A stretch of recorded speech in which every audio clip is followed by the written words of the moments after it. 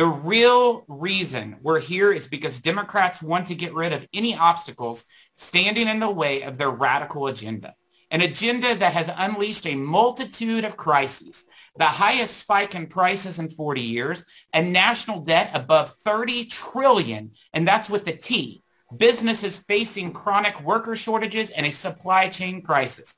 For the last 12 months, Mr. Chairman, Democrats have been focused on their partisan agenda, while the check engine light of the Biden economy has been on and flashing bright. Inflation rose faster in Joe Biden's first year in office than President Trump's entire first term. Democrats first denied inflation existed.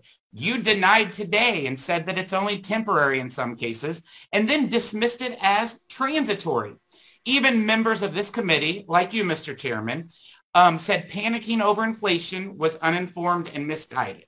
Economists warned for months of the impact that reckless government spending would have on inflation. What did Democrats do? They spent $2 trillion in the president's bailout bill, a bill they claimed was meant for COVID, but less than 9% went to combating the virus. The crisis has been especially painful for Americans living in rural communities.